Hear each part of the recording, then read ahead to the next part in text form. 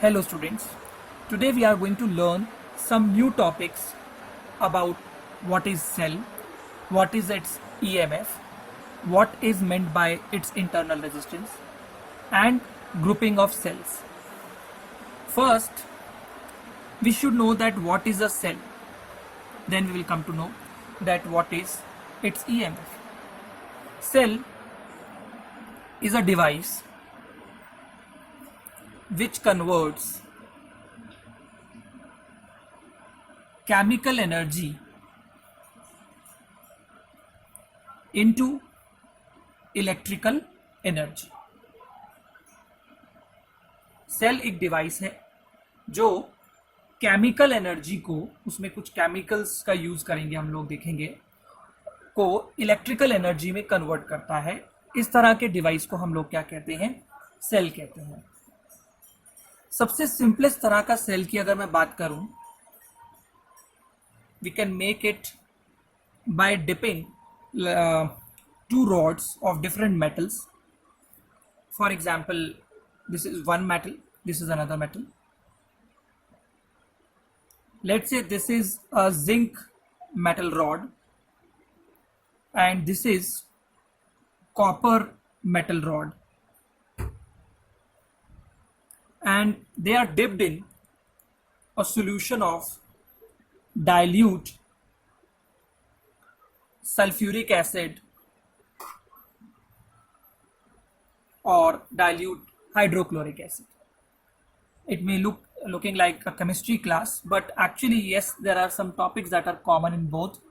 We will not go a greater detail of chemistry in it, but we'll confine ourselves to the physics part of it only. So this is basically a simple cell, and in this cell we can connect it these electrodes, we call them as electrodes. In metal rods को हम लोग क्या कहते हैं? Electrodes कहते हैं. और जिस सॉल्यूशन में ये मेटल रॉड डिप्ड है उसे हम बोलते हैं electrolyte. In chemistry you know what is the meaning of electrolyte, which produces ions and allow flow of electricity through it. Now, what will happen basically? This zinc rod and this copper rod will acquire a kind of negative potential. Zinc rod पे negative potential आएगा और इस पे positive potential आएगा. There will be some kind of internal chemistry working in that movement of ions and all. So जिसकी वजह से यहाँ पर क्या आएगा? एक नेगेटिव आप कह सकते हो पोटेंशियल आएगा with respect to this solution, और इसके ऊपर कौन सा आ जाएगा? पॉजिटिव पोटेंशियल आ जाएगा, और इन दोनों के बीच में एक पोटेंशियल डिफरेंस होगा. Let's say we have a key also है, and right now this key is off. यहाँ पे इस समय जो की है वो क्या है? ऑफ है. तो ये सेल मैक्सिमम इस सेल के अक्रॉस कितना पोटेंशियल डिफरेंस आएगा? इन दो सेल के जो इलेक्ट्रोड्स हैं, नेगेटिव इलेक्ट्रोड और पॉजिटिव इलेक्ट्रोड, इनके बीच में मैक्सिमम कितना पोटेंशियल डिफरेंस आएगा? उस पोटेंशियल डिफरेंस को हम डिनोट करते हैं या कहते हैं क्या? ईएमएफ. एक्चुअली जो वर्ड है EMF, it's full form is electromotive force, but it is not a force. Actually, the word EMF was given in the time when the concept of potential was not so much understood by the people there. So अभी इसको misnomer भी कह सकते हैं, क्योंकि ये force नहीं है, ये पोटेंशियल डिफरेंस है, ये वर्क डन है एक तरीके का. So it is the maximum potential difference between the electrodes. Electrodes है ना, यहाँ पे एक नेगेटिव है और एक पॉजिटिव है. तो इन इलेक्ट्रोड्स के बीच में मैक्सिमम, अभी मैक्सिमम वर्ड क्यों यूज कर रहे हैं हम वो बात करेंगे. तो it is the maximum potential difference between the electrodes when no current. अभी ये जो की है ये ओपन स्टेट में है, मतलब इसमें से कोई भी करंट आप ड्रॉ नहीं कर सकते हैं, तो क्योंकि अभी सर्किट कंप्लीट नहीं है. तो it is the maximum potential difference between the electrode when no current is drawn from the cell. जब हम सेल में से कोई भी potential, you can say current draw नहीं कर रहे हैं, ये सर्किट ऑन नहीं है, तो इन दोनों इलेक्ट्रोड्स के बीच में जो मैक्सिमम पोटेंशियल डिफरेंस होगा उसको हम लोग क्या कहेंगे? ईएमएफ. मतलब हम इसको ई से डिनोट करते हैं, and we say that the positive plate और द पॉजिटिव रॉड या पॉजिटिव इलेक्ट्रोड, उसका जो पोटेंशियल है वो वी सबस्क्रिप्ट में प्लस, और इन दोनों के बीच में पोटेंशियल डिफरेंस माइनस ये नेगेटिव पोटेंशियल जो है, इसके जो पोटेंशियल होगा वो नेगेटिव होगा, तो ये नेगेटिव नेगेटिव क्या हो जाएगा, पॉजिटिव हो जाएगा, and this is known as the EMF. It means it is the potential difference. आप देखो मैंने माइनस किया ना, इसके पोटेंशियल को इसके पोटेंशियल से माइनस किया. पॉजिटिव रॉड के पोटेंशियल को मैंने नेगेटिव वाले रॉड के पोटेंशियल से माइनस किया. इसका पोटेंशियल जो है सॉल्यूशन के रिस्पेक्ट में पॉजिटिव है और इसका क्या है, नेगेटिव है. तो ये नेगेटिव नेगेटिव पॉजिटिव हो गया है, but actually this is giving us the EMF, the maximum potential difference across the electrodes when the current is not drawn from this cell. Now what will happen if I make this key on? अगर मैं इस की को on कर दूं तो ये जो हमारा एक्सटर्नल रेजिस्टेंस है कैपिटल आर, इसमें से करंट फ्लो होगा. एक्चुअली होगा क्या कि इंटरनल केमिस्ट्री की वजह से यहाँ पे जिंक रॉड में से कुछ इलेक्ट्रॉन्स निकलेंगे, oxidation reduction, you know this things. यहाँ से कुछ इलेक्ट्रॉन्स निकलेंगे और वो इलेक्ट्रॉन्स कॉपर रॉड की तरफ शिफ्ट हो जाएंगे. तो जो इलेक्ट्रॉन्स निकल के जा रहे हैं रेजिस्टेंस में से इस तरफ, तो करंट कहाँ जा रहा होगा, इस तरफ. यानी कि current is moving in this resistance, external resistance in this direction. So ये करंट एक्चुअली में यहाँ तो जा रहा है इलेक्ट्रॉन्स के मेथड से, लेकिन यहाँ पे किसके मेथड से जा रहा होगा, आयंस के मेथड से. यहाँ पे आयंस मूव कर रहे होंगे, there will be a movement of ions. यहाँ पे आयंस का मूवमेंट होगा. So basically ions will start moving in this solution.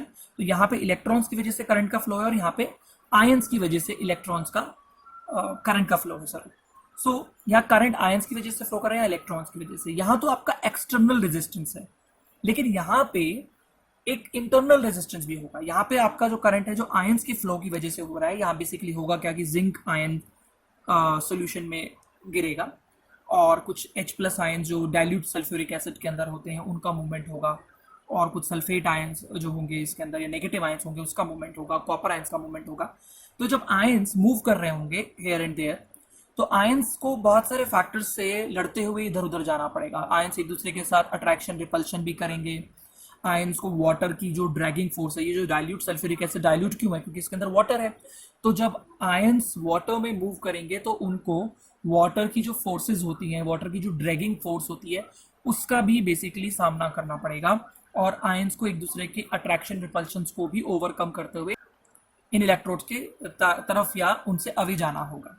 So basically ions के मूवमेंट की वजह से करंट है, लेकिन इन आयंस को भी कुछ हिंड्रेंसेस को फेस करना पड़ता है, कुछ अपोजिशन को फेस करना पड़ता है within the solution, and that hindrance is known as the internal resistance of the cell. ये सेल का खुद का ही क्या है, एक इंटरनल रेजिस्टेंस है. So I am talking about one more term, that is internal resistance of the cell.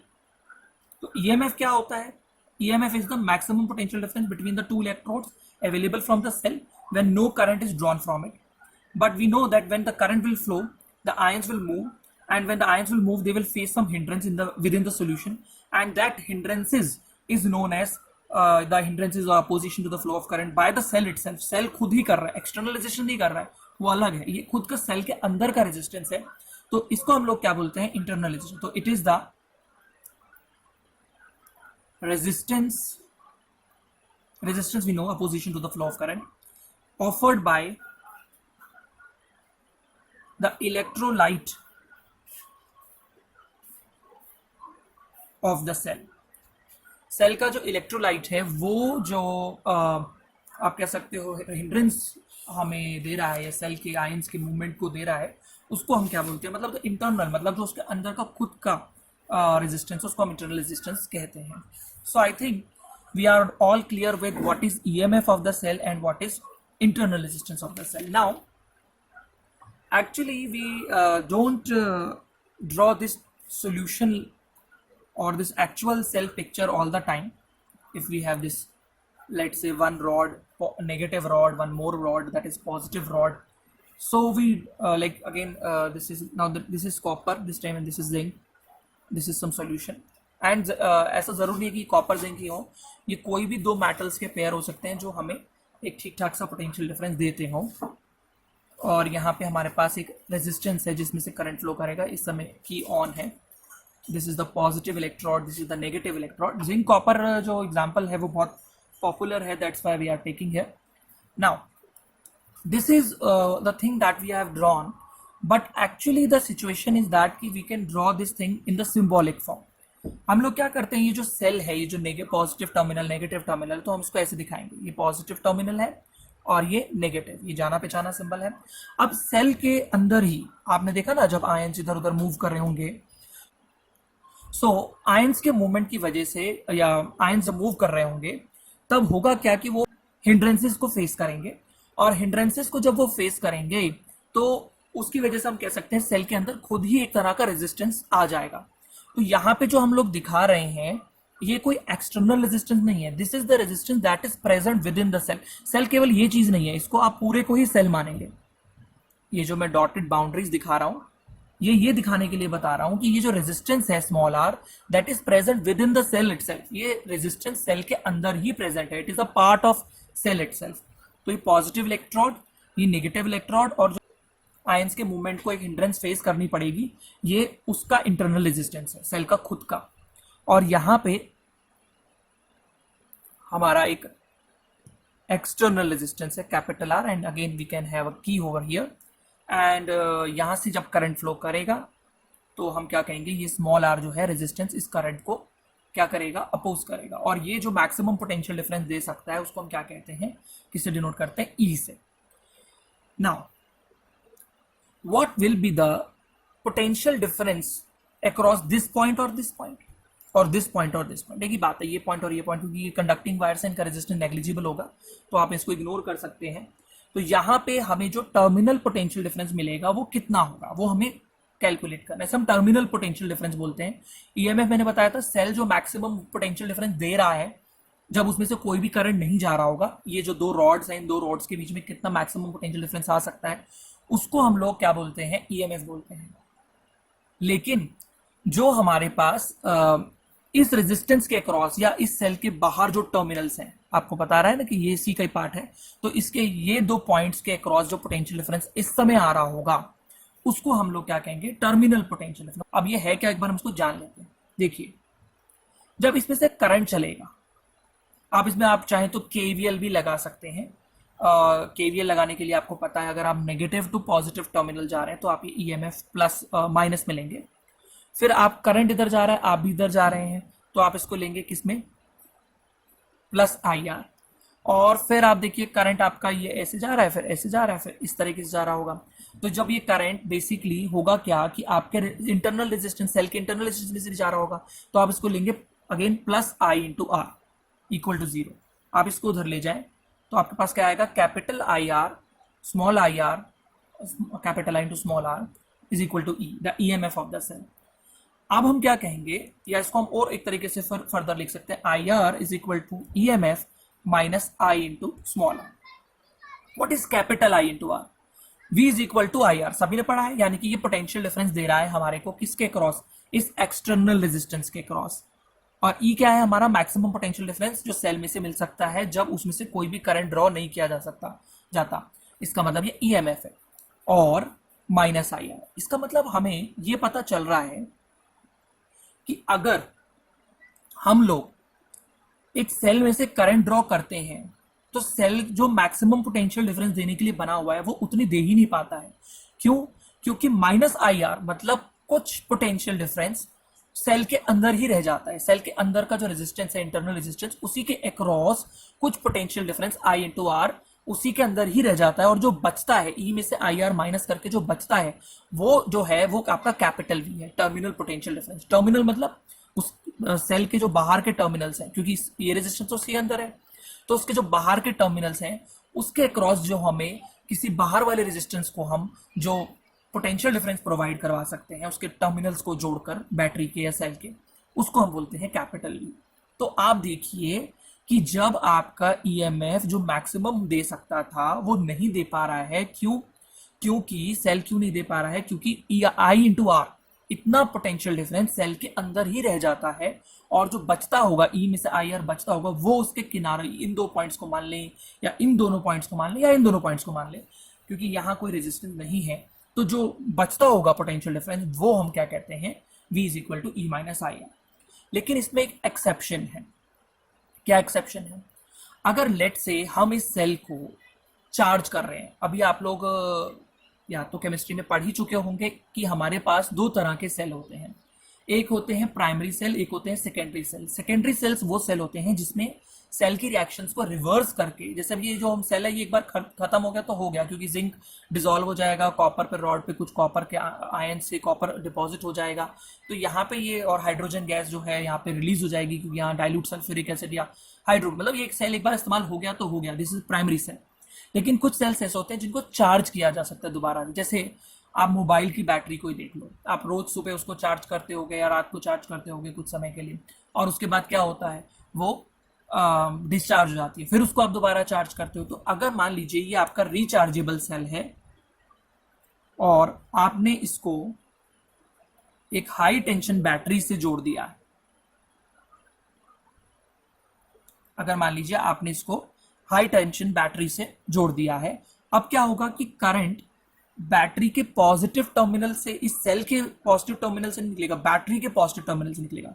वैसे जब हमने इस सेल को किसी एक्सटर्नल रेजिस्टेंस के साथ जोड़ा था तो आमतौर पे क्या होता है कि सेल करंट देने के लिए बना है, वो करंट दे रहा होता है, लेकिन जब आप सेल को चार्ज कर रहे होते हो तो उस समय क्या होता है कि करंट की डायरेक्शन रिवर्स हो जाती है। तो अगर आप यहाँ पे आने वाले पोटेंशियल डिफरेंस को अब लिखेंगे तो आप कैसे लिखेंगे, एक बार दोबारा देखते हैं।